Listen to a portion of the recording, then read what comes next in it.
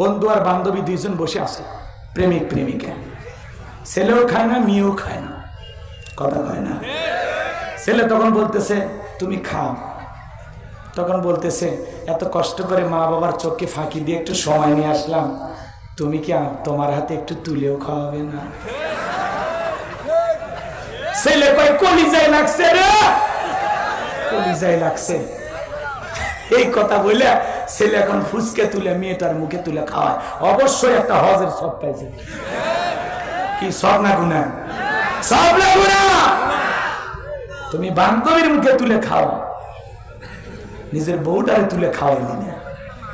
এক ছেলে দেখি ডাব কিনছে, ডাব কিনে ওই ডাবের ভিতরে বান্ধবী পাইপ লাগায় খাইতেছে। এই ছেলে আবার মেয়ের মুখের ভিতরে পাইপ লাগায় খাইতেছে। কি আপডেট যুবকেরা এখন, কথা কন ঠিক কিনা? এই যুব সমাজ নষ্ট।